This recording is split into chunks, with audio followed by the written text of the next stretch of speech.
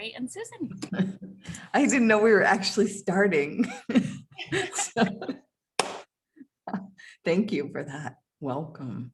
Hi, Susan. Hi. Hi. Susan and I are both from Maine, and we never get to see each other. We both had books come out this year. We're trying to do this Maine tour. We're taking it west. Anybody here been to Maine? Raise your hand. Anybody want to go to Maine? And you've been, oh, you want to go, or have you been? You want to go? Okay. You're on mute, but that's okay. I'll just interpret your hand gestures. I wish we could all just be going out for like a drink or something. That would be so fun. So Susan and I want to talk about Maine a little. But first I just want to say, let's see, the title, Landslide. I just want to talk about that for a second, because I looked up the definition of landslide because I've been thinking about this. I don't know. I've been thinking about the word a lot for a million different reasons, but let's see. I wrote it down here. A landslide occurs because of disturbances in the natural stability of the slope, because the force of gravity becomes greater than either friction or the internal strength of the rock, soil, or sediment, which probably describes this book to a T. I'll just say the 2-sentence description, and Susan, you can like add on to it, but this is about a woman, Jillian, and her 2 teenage sons. They live on a small island in Maine, and they're trying to survive after her husband, their father, Kit, is terribly injured in a fishing accident off the coast. Money becomes tight, and Jillian tries to hold everything together as things start to slide, or landslide, I guess, as it were. Yeah, were you thinking of that when you titled it that? I mean, the landslide seems so applicable to everything here. Yeah, it works really well. I mean, it's an homage to Stevie Nicks, obviously. And that amazing song. And then, you know what I like about the cover is the landslide is actually written backwards. So you get, oh yeah, I never thought of that. Yeah, so you're getting a play on the idea of landslide, and then on the word. And the song Stevie Nicks it's hearkening back to this, I would say, more innocent time in Maine. And that's my era of growing up in rural Maine. So I had a lot of nostalgia when I wrote the book, but the landslide is also obviously the warming waters, the gentrification, the lack of access to working waterfronts here, the lack of fish stocks, like a whole, like so many different pressures on the state that it's sort of like a landslide. So yeah, I love framing books with these kinds of titles and these kind of investigations, right? That then you can look at them from so many different angles. And I want to say to our intrepid audience on Saturday night here, Kerry has an incredible book out called Milltown. And I think that that's a very interesting title too. Like, these titles mean so much more than just their one-dimensional sort of play on the cover, right? So when I hear Milltown, I think of so many things with your book. Yeah, so many applications. Yeah, it's funny. Milltown, it wasn't the title up until the last month before I turned it in. Oh, yeah. what's the title? Oh, it was very like whatever. It was What Remains, which is actually ended up in the subtitle, because it's about but it could have been named Landslide too, really, my book, because of the same issues are happening in Maine. You know, the economic, what did you say? Like economic, the financial, the climate change. And in my book, more environmental pollution, a slow change, but Milltown is, you know, you've heard this term, right? You're a Milltown girl, or you're, you know, that like thing. And I don't know, somebody said that and I was like, oh my God, that's the name of the title. And also Milltown has like all these straight lines, like LLI and the W. And to me, they just felt like smokestacks, like poking up into the sky too. Graphically, I liked it. It was kind of tight and strong. Like it looked like, if you look at the cover of it, it like sort of, it's Yes. firm in the middle of the page. So yeah, the titles can convey like the whole book. They can. I mean, I think it's pretty darn cool that we are the same age, more or less, and we grew Yes. up probably 60 miles from each other, give or take. Mhm. And I know like and from my high school, but we only met like 2 years ago. Years ago. We can talk about that too. Yeah. But in my high school, because I was on the coast, right? So we were like literally this is for the Washington folks. Like we were so identified by our town, as I'm sure people are in Washington, and we were the ship builders because we Oh, ships. And then we would take the bus to the mill town. We knew when we were going to the mill town because we would go to Rumford to play some sports. I found. It had a different smell. It smelled, which is all covered in the book. So I just think it's really cool how, and I have to say, so in Landslide. Yeah, I was gonna say, talk about the two Maines, like tell the nice people of Washington about the two different kinds of Maines, and maybe they have a similar thing in Washington. I don't know. I know. Well, the other sweet thing about talking to you about Milltown is my narrator, Jillian, who's in her late 40s, and she has 2 teenage boys whom she refers to as wolves because they're wonderfully smart and loyal and sometimes feral and sometimes wildly wolf pup like. They test her, but she's from a mill town. So she's not from the coast. And in Maine, when you're not from the coast, you really aren't. You just are, you don't, if you're not from the coast, if you're not from a fishing village here, you'll never will be, really. It's so generational.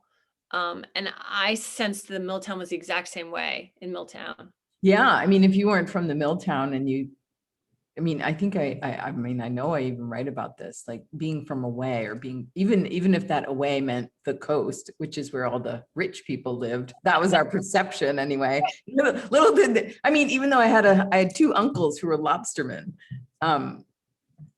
but they had, and I thought they were like rich because they lived in Kennebunk, but they weren't.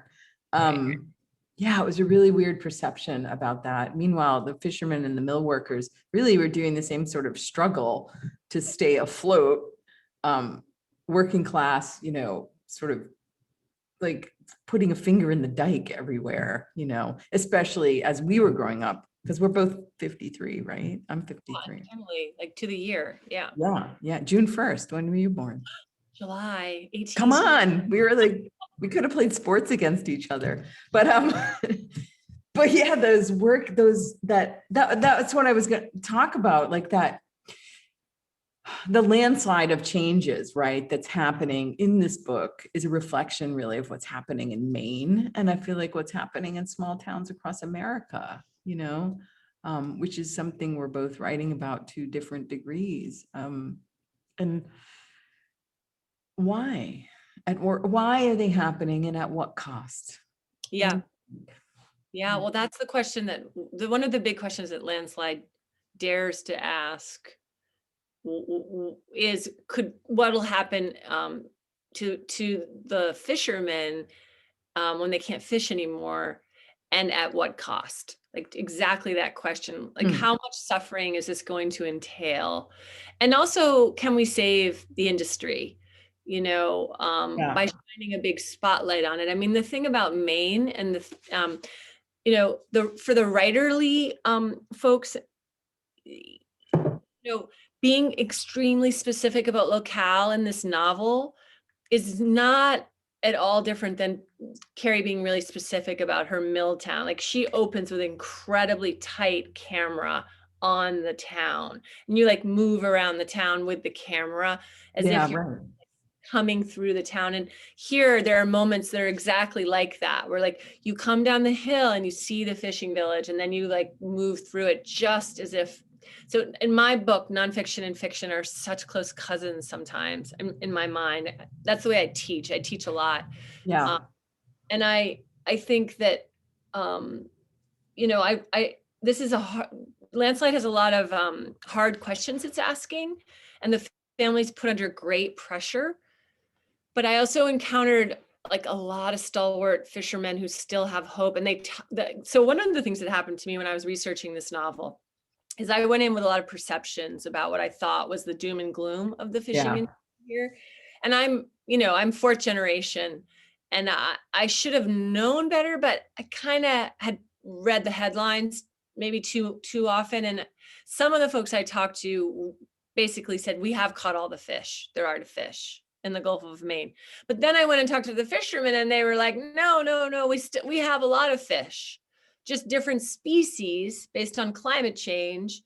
And maybe we don't have infrastructure here anymore, because there was a time where we crashed out and all the big boats left. And so the whole issue became so much more complicated than I thought, and more interesting in that way. Like it's not at all a one sort of answer. There is no one answer to commercial fishing in Maine, but I felt a great urgency to write about it because nobody else is really writing about it. No, I know. Same with Milltown. Nobody's writing about mill workers. And I mean, in both those industries too, both those industries feel very deeply tied to identity. And like, there's also, well, at least, but in a different way, like fishermen, it's sort of more romantic identity, whereas a mill workers like working class, like, but they're really tied into identity. So like, I think we talked about this before, when their jobs go away, their identity starts to slip. And that's another change. It's like, then they're gripping onto like what, it's almost like just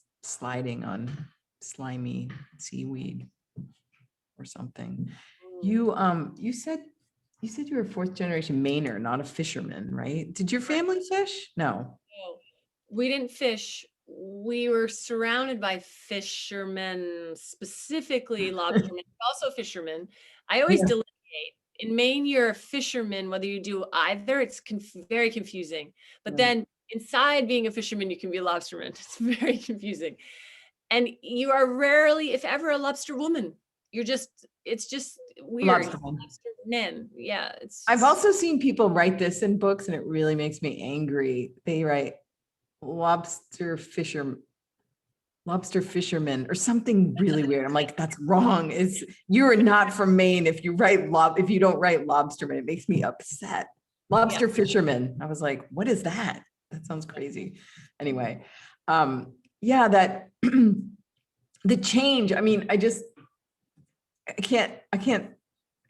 The landscape also, what was I going to say? Well, like I said, we met in Phippsburg at your family home. And I just wonder if you can just physically describe it, because you said that we both kind of hone in on the landscape. And I would like you either read a piece or just describe that kind of landscape that you have in your mind when you were writing Landslide. So the wonderful people here can know what the heck we're talking about. That's a great idea. Let's see. I'm going to say that I met her at her house, her family house. And I have wild dreams about this house. I'm like, I'm going to like break in and take it over. It's such like it's this beautiful little house perched on the edge of like rocks. And I don't know. It was built in the 1880s. All right. So I can't find, I think this is actually a better thing to read. So this is the island. And this is when Jill falls in love with her husband. So we're like fifth of the way to the novel. And they live on this tiny little island. I shall say no more. Kit brought me to the island for the first time in his old day boat with the black steering wheel. This was in August of 1997, and I was a waitress at the lodge on the mainland where he delivered lobsters and became the boy most of the waitresses wanted to sleep with. Think Dirty Dancing without the Catskills. Our boss was a former high school wrestling champion who called me pretty girl several times a day. Hey, pretty girl, why aren't you smiling? I was smiling, just not at him, but even he couldn't stop me from loving that job. You think I'm not doing landscape, but just wait. I understand. uniform was a royal blue polyester dress that zipped up the front. And in the mornings, we had to turn the industrial coffee machine on and pour water in, except one morning near the end of that summer, I forgot to put the water in. When the burning smell made it out to the dining room, the guests asked me what we were incinerating in the kitchen. My boss found me next to the walk-in freezer, getting more ice for the water pitchers. And he was so angry about the coffee machine situation that he grabbed my arm and tried to twist it. I ran out to the porch where Kit was unloading lobsters from his flatbed. He stopped and walked over to me, and we stood together looking out over the rusted dumpsters. "What's his name?" he said. "Whose name?" "The guy who made you cry." He had excited blue eyes and the wavy hair and an ease about him like no calamity was too big. I dried my eyes and smiled and said, "Why do you think there's been any crying?" He laughed at me then, and his eyes crinkled, and that was pretty much it for me. 5 days later, he took me to the island in his boat and pointed to the little house on the ledge and said he planned to live there someday. It was one of the last truly hot days of summer, and we made our way up the ledge together, holding hands on the steepest part. It was the first time we'd really touched, and I couldn't believe it was happening. I think I said something like, "God, I love islands." And he said, "But I don't think you were romantic." I thought it was sexy how he believed he had some deeper knowledge of me. He pointed to the moon then, which was starting to rise over the horizon, and I thought this was romantic of him, and I wondered if he was playing with me. We walked through the forest in the middle of the island, and I took photos. I was leaving in the morning because the summer season was over, and everything on the island was hypnotic with meaning if you wanted it to be. At the southern end of the ledge was high and steep, and he said we could pretend to see all the way across the ocean to France. He took my hand again, and my heart made the loud pounding sound. The afternoon had the yellow, glassy light that we get in late August in Maine, and the heat felt loose around my body. So it was still possible to pretend that summer wouldn't be overshadowed by fall. We sidestepped down the rocks, hand in hand, until we came to the little beach. I'd been to a beach almost every day that summer with the other waitresses, and we shared our copper tone. And then he said, "A storm is coming tomorrow while you're on the road. How do you know that?" I said. "How can you tell? The wind shifted south to north. You'll be gone. It will rain, and I'll never see you again." I So love that passage. No, go ahead. What were you going to say? well, I've never read that before because this book only came out 2 weeks ago, and like I've never gotten to Right. 46. So that was cool. I love that passage because it says so much. It does. You describes Maine's that part of Maine so well, but it also describes that part of our life, that young and like there's something that's part of the book, really, that sort of liminal space between youth and adulthood that you explore too with the teenage boys, which is really central. But that passage is part of that too, even though maybe the characters in there were a little bit older, but still it's that sort of space where everything is like unknown and fresh. And I think it's really well done there. Like it makes me have memories that I didn't even have. Like, I mean, thank you. So, I just want to say, like, I felt an imperative, and then I want to hear what you think, Kerry. Like, it was such an imperative to nail that place. I worked on that scene for a long time. I could tell, yeah. Really nail the physical geography of it. And it became the anchor for the whole book, the island did. And I'm wondering for you, Kerry, like you nailed the Milltown, you nailed Rumford. Like I felt like I was in a moving documentary of the book, like of the town. Like I loved the way we literally feel like we have a movie camera in our hand and we're like seeing everything. I'm so glad because that's how I wrote it, pretending I had a movie. Well, I actually pretended I was sitting with the movie camera, yes, in my mind's eye, but that I was sitting by a fireplace telling you about my town, like taking you by the hand and giving you a tour. Yep. It's very effective, very, very effective. That's how I went into it. If you don't nail place in a book that's about a mill town, Right. It's Bye. like, See you later. Or landslide, which has the word land in it. yeah, You have to. Maine, like quote, like so much of this Maine iconography, right? Like you better render it at some point, and you better try to render it, you know, that's the hard thing I think about writing about place is Yeah. how to be original.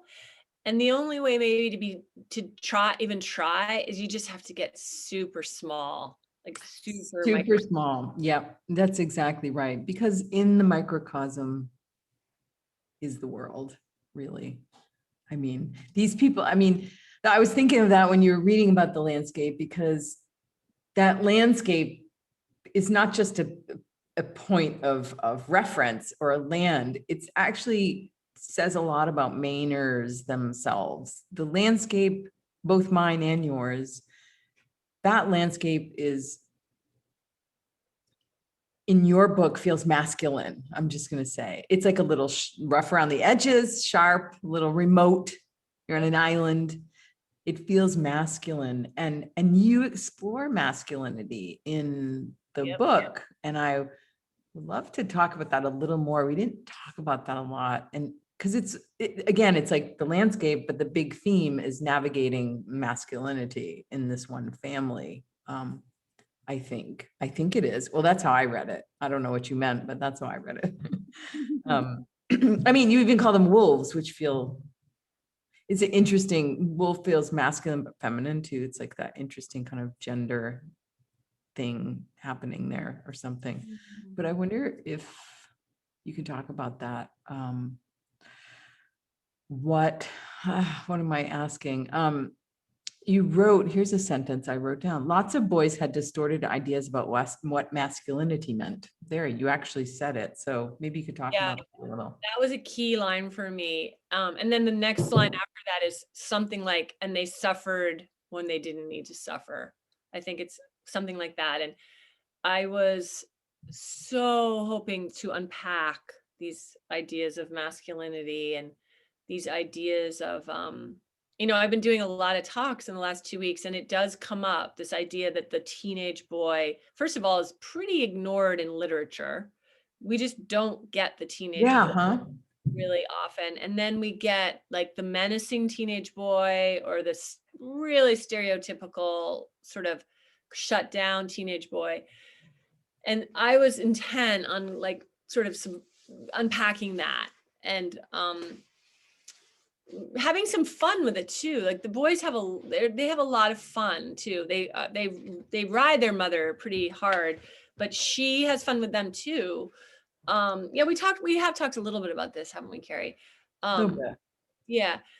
So that was one of my whole intents, was just to simply honor that teenage boy and to show that kind of messy coming of age, and also to really ask the question, like, so the bigger questions about Maine, Right. or It's like, totally small question is, will this mother lose this teenage boy? You know, like, right. And you know, I'm going to say something that's going to sound really horrible. I didn't, but I'm going to say it anyway. No, uh, what I was thinking in this book was, and then I did some research because I can't help myself. I was actually worried when I first read it. I know the ending now, so I'm not worried anymore, but I was worried about him going on some like rampage or something. He was, no, and so what I'm not, I mean, I don't think he ever gets that edge, but I only worried about, because he was like, he had a lot of I read this study basically about the role of failing masculinity in these rampage school shootings committed by adolescent boys. And I looked at all the sort of signposts, and one of your characters has them. So I was like, oh my God. I was like psychoanalyzing your character.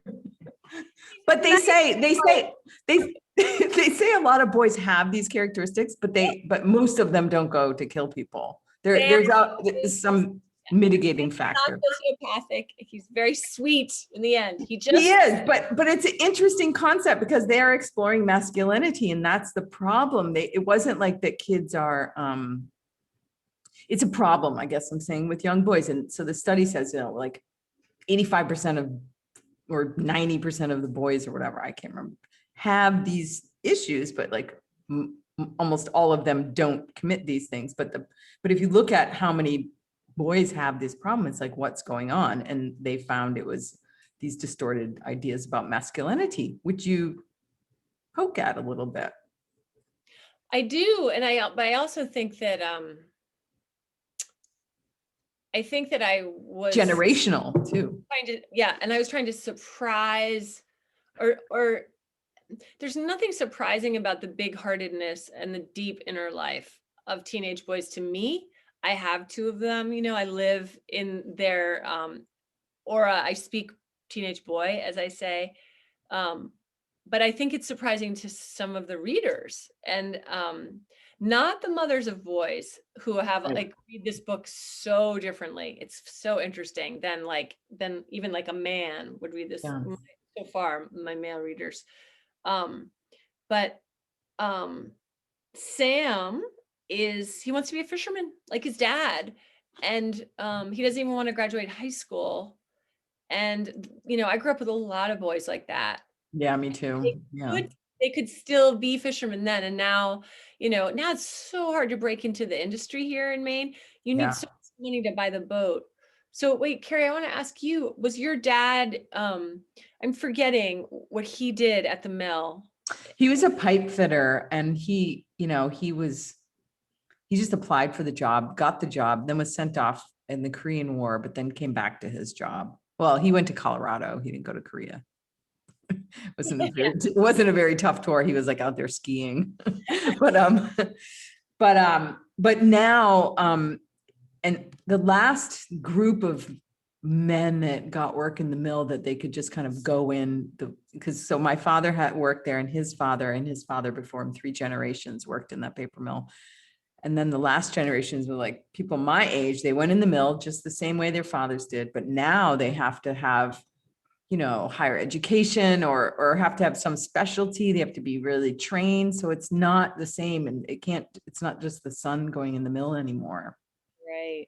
Yeah. So it's harder to get in that industry, even though the industry is dying too at the same time. It's like, it's an exponential like exodus in so many ways. Yeah. I mean, that reminds me, and this probably won't be that much of a surprise to everyone, but the fishing boats that I was on when I was interviewing the fishermen are so highly sophisticated. Like they have like 4 different satellite systems and GPS systems. And I mean, it was like it's an extraordinary vehicle. But Kerry, I wanted to ask you, I feel like you're asking a couple of like very central urgent questions in Milltown as well. Like I've sort of said at least one of mine in Landslide, or 2 of mine. What were you asking? I guess the biggest question is, what or who are we willing to sacrifice for our own survival as a town, this town, as a state of Maine, as a country, as a world? Because the people that work in this mill are creating products that are basically killing them, and by the bleaching process of paper, I should say. And that bleaching process actually affects the chemicals that are released. The byproducts are so dangerous. They're in every single body on the planet. So it's affecting all of us. So this small town is, so it's like, what are we willing to sacrifice the environment, and who? So, there's people that are working on the edge of environmental despair, but they're in very isolated pockets of like where nobody really cares. So that was the question, is like, who? So I wanted to bring attention to the who, because a lot of environmental writing brings attention to the what, oh, blah, blah, blah, just talking, polemic, science, blah, blah. I wanted to talk about these people in this town and to show that that was probably the biggest.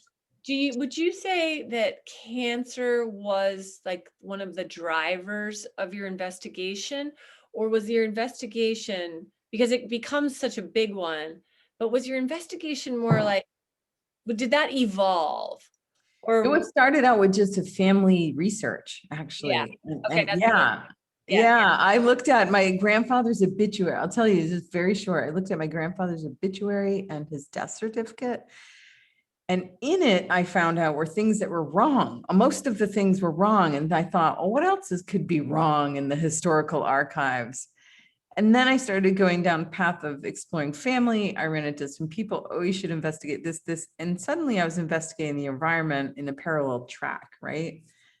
And I'm not kidding you when I say this, but it was on a staircase in France that was a double helix staircase, like a DNA. They actually wrapped around so that if you walked up one staircase and my husband walked up the other one, you couldn't see each other.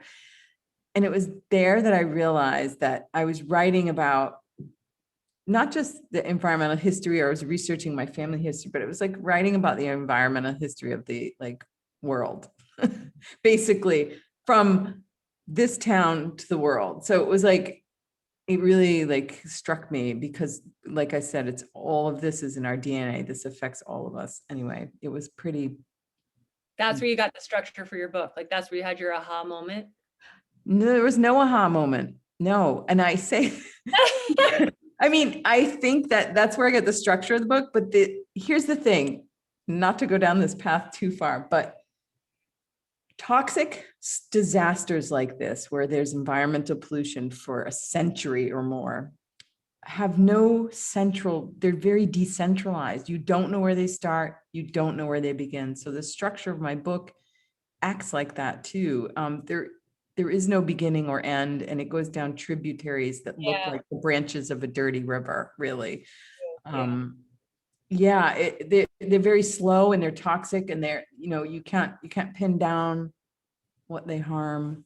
Well, I guess aha moment for me, because I always think structurally when I'm Well, writing. I want to talk about the structure of your book. Well, yeah, no, but I'm thinking about Milltown. At the very least, you have created this frame of the physicality of the town, Yeah, and once you nail that, you can do so much. But you have to have that town, and some people get way ahead and they want to do the cancer and they want to do the environmental deprivation, but they have never done the town and right. people, and no one cares. No one cares. And I've been saying this about environmental storytelling, which you're doing too in a way here, which I really like.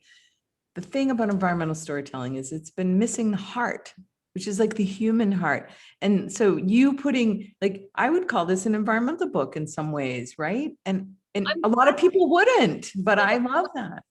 I'm so glad you say that, because it's a hard thing to write about commercial fishing and then also say that it's an environmental book. But right. The fishermen that I've talked to and my characters cared a lot about warming waters because it's their livelihood. And I've talked to a lot of people in this state of Maine that strongly believe you can have deeply sustainable fishing and still feed people from the Gulf of Maine, which we've been doing for hundreds of years, this very, very important protein, right? Right. Now there's some people that think we should never fish again ever, but that was not that wasn't the story I was writing at all. I was writing about these real people in this village, right? Right. No, but it comes across as that to me. And I just think it's nice to have a story that can tell the environmental story through people and what they're experiencing, instead of just polar bears are dying or whatever. It's I love polar bears as much as the next person, but I care more about my father who got killed from environmental toxics, or whatever, or fishermen, or it's interesting you say that about the fish, the sustainable fishing. It's similar to the and how people felt about logging and the forestry industry. Very similar. Exactly. Yeah. Trees grow back, Yeah. Well, what's interesting, maybe to our intrepid listeners, is I grew up the town that I grew up in, that I just read you, that island. I looked at that island. I've looked at that island all my life since I was 8 years old, and I almost tried to write a nonfiction book. about this Oh, issue. really? And about, there's a village there called West Point Village, which was the village that we, it's where you went to get your milk or your butter, and you knew every fisherman in that town, the tiny village. And it was a circle. We called it the circle because you went in and you circled and you went one way, and then flash forward 30 years, only 30 years later, almost all the fishermen are gone. And Wow, there's really? only tourists in that village now. We call them summer people. And Right. it's so surreal for me because I still go there, right, to walk, and it's like fancier. And there's like, you can just feel like the out of state license plates are there, and it's got this whole other vibe. And that's where I got the idea for this whole book, really. But I have journal entries where I would go over and over, like, God, if I write this as nonfiction, it's going to be such a depressing book. Like, it's like Like mine. yeah, right. But here's the thing. Here's the big problem for me. I didn't have enough of a connection to the village. Yeah, yeah. You had everything you needed. Like, you were given like this beautiful, hard, sad, terrible, but incredibly moving story, right? But like the parts about like people you love dying, that's really hard stuff. But like, it had everything. Like, very few people get to write the book Milltown, right? Right. Yeah. You have to be a writer first and come from Milltown, which not a lot of people do. Like working class writers, not a lot of us out there. I'll just say that. I should say to everybody, our intrepid audience, if you have any questions, just like raise your hand or put it in the chat. You can just jump in as we're talking. Like, feel free. There's so few. Just jump in. I would love to know if Washington has a very similar situation. I don't really know Washington at all. Like, not at all. That's interesting. Yeah. How come you took so long to write about Maine? Did you none of your other books? What did you resist it or what?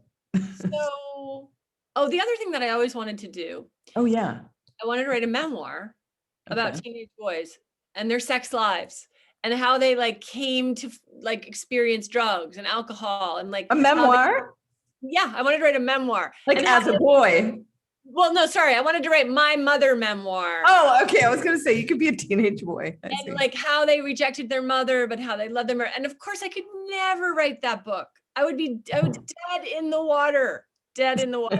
Like, no way could I write that book. But that's how I get to Landslide. That's how I get to my novel, is create these two fictitious teenage boys who are an amalgamation of all these dozens and dozens of boys I've known. So I had that going. And then I want to write about the fishing village that has just collapsed right down the road. So I have these, kind of like you, I have these two trains, these two complete storylines that are different. And obviously all I have to do is create a father and some sons. And I've got what I need. But it took me a while to get there because I wanted at first to sort of see if I could. I thought a memoir would be easier for my fishing village story, but I had no real connection. I mean, I knew everybody, but enough to. Yeah. What would your memoir be? What would Susan Conley's memoir be if she wrote it? Give me a thumbnail sketch. Oh my God, please save us from that. No, you also asked me why I waited so long to write about Maine. I did. I really want to know because I don't have an answer, but I would suggest that the things that matter most to us are the things that might take us the longest to really fully sort of face. And this is my turf. I could have gotten this really wrong. So I probably had to hone my writing chops for 4 books before I did this one, because this one mattered to me a lot, Yeah. Or maybe it was just we had to wait till we were 53 to write our books about. It's like, okay, it's time. But no, I think there's something to that though, because to get perspective on your home per se, which is Maine to me, I don't live there anymore, but to get that perspective, you have to be Yeah. distant in some way, and age is one way to be distant. And me, it's age and distance. Used to live in Maine, but I think that might be why, maybe, because I mean, it took me the same amount of time to write about Maine, Isn't that amazing? right? Now, someone just asked us if we've read I think it's if we've read the Overstory. So you go first. Some of it.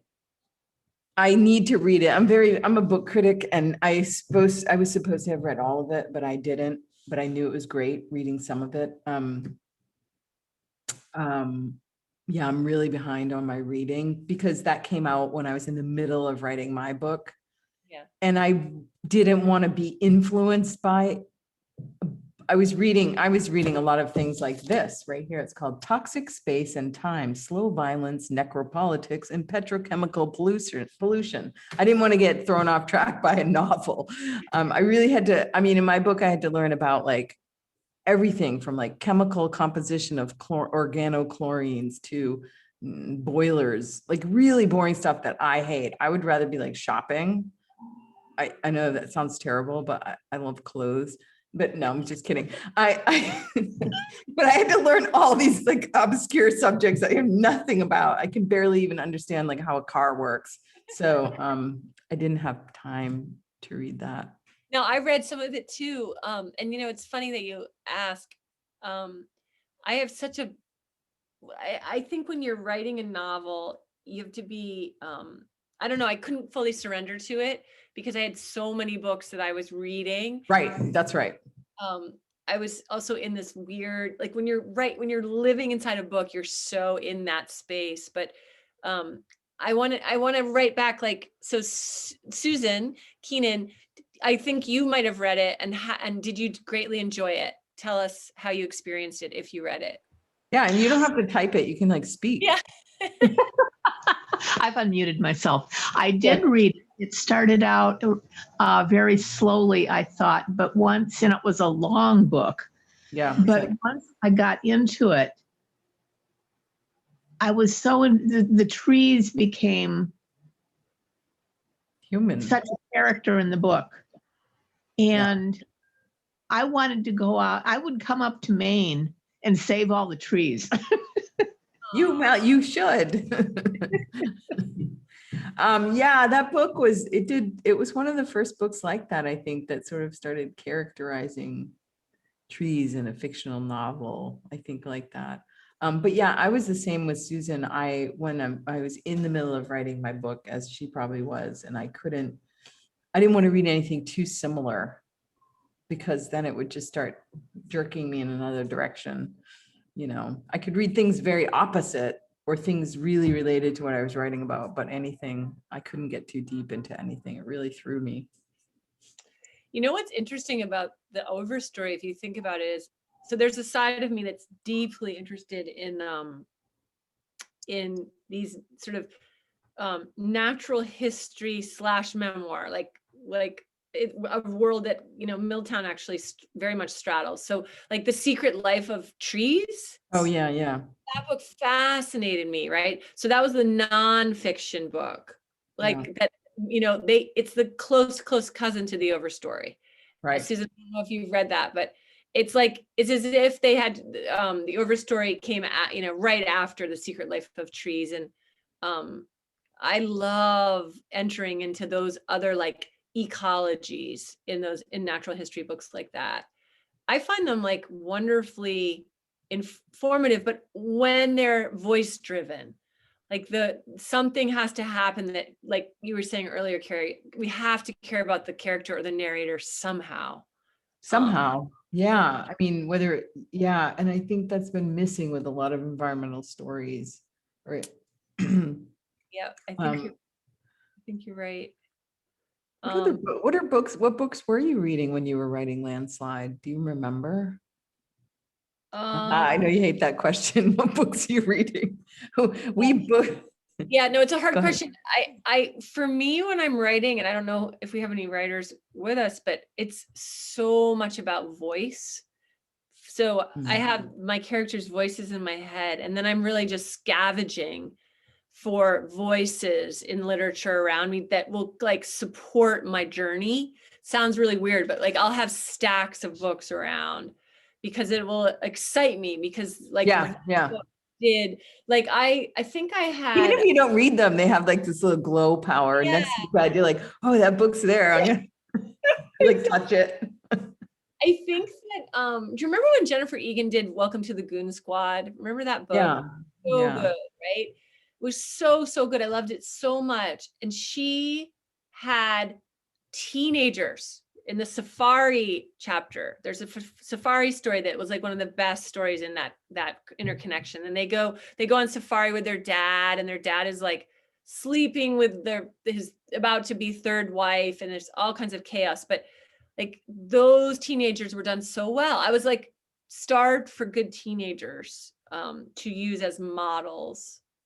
So that was big for me. And I'd read that book, 10 years ago, but I like, Yeah. You just keep bringing it back. um, I read books with good verbs. Like I actually, is there any writers here? Susan, Daniel, Karen, are you writers? No, you should. who almost Yeah. got hired at a ballet company? Who was that?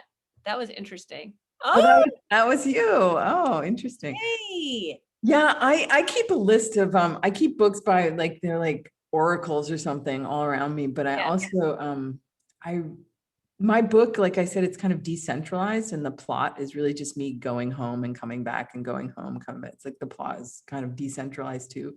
So I used really strong verbs to move the book forward. So I kept a list of verbs. I would read something and I'd be like, that is a great verb. I just did it tonight in reading this toxic space and time, slow violence. There's some really great verbs in here. I circled them all. That's genius. It's all about verbs. It's all But about listen what he says too. This is about Milltown, but it's also kind of about fishing. It's about industry, this kind of industry. Necropolitics is an interesting term. It means a permanent wounding. So these people are kept in a state of gradual and perpetual injury. They're not killed.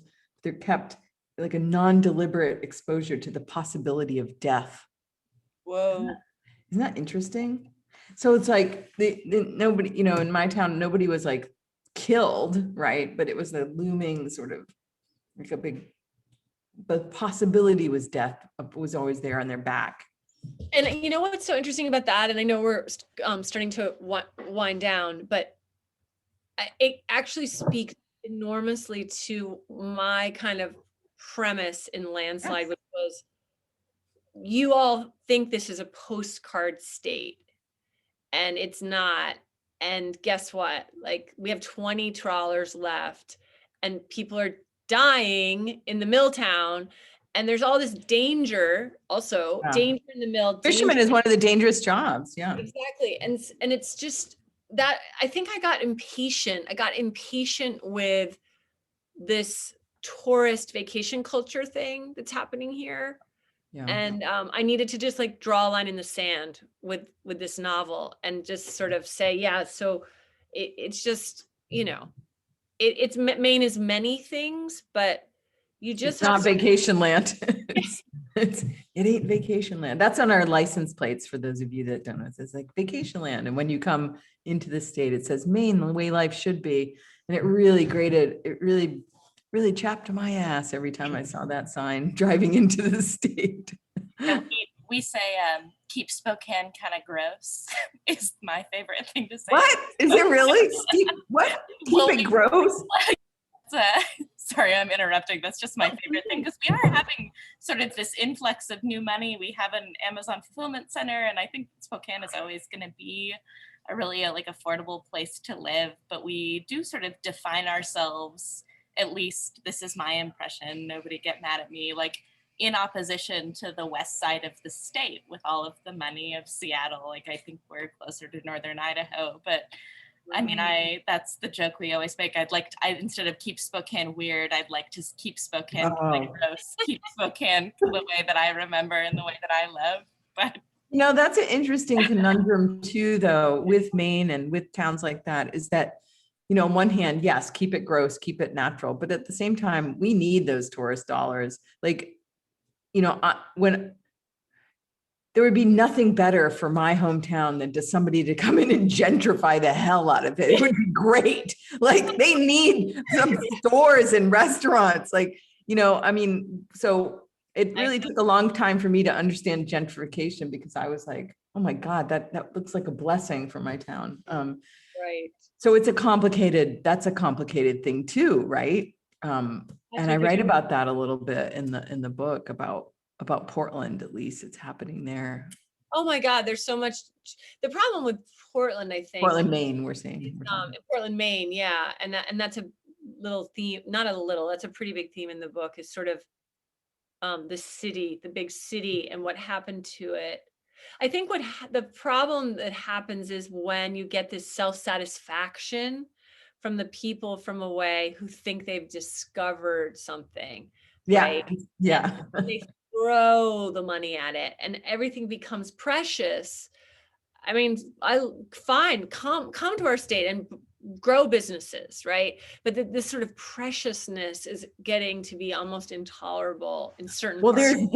there's that. And then they come and they have their summer homes, like you talked about, right? The summer homes where they come, but then they leave. So what's happened is the houses are all bought up, but there's no community because the people don't actually live there. So it's like an empty shell during the other times, it's just, that quaint thing, and then they leave and it's just like, where's the community? So it's really kind of intrusive.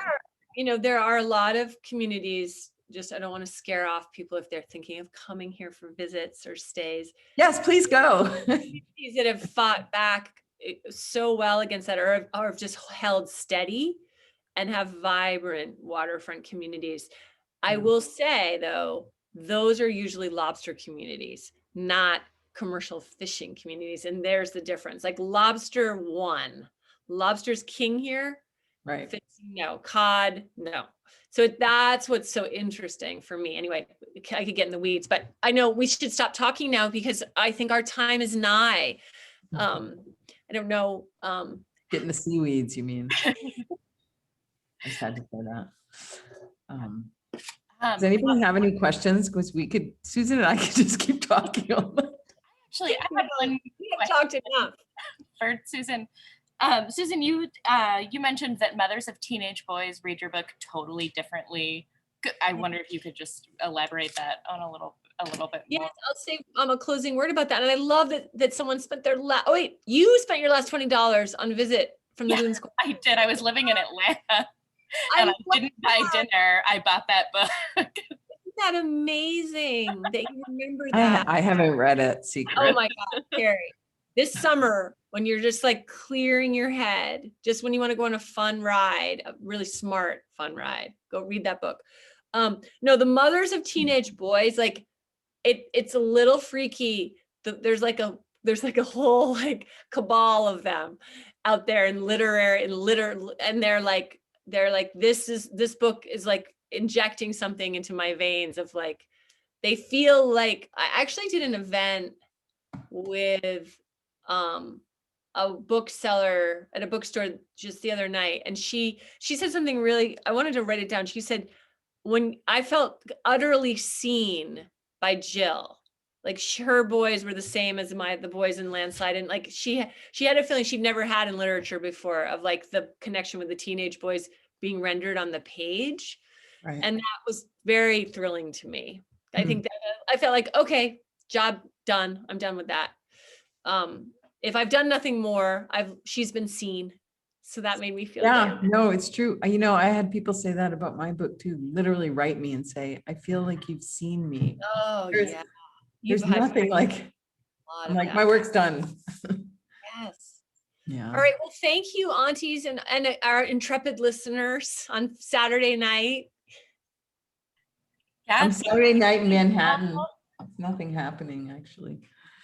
Thanks, Kerry and Susan. That was a lot of fun. I think we'll leave it there. Thank you all for coming. You ran a great show. It's such a well-run Zoom, and I can tell that you have a wonderful, loyal patronage and audience. So thank you all so much for coming. It's been a pleasure.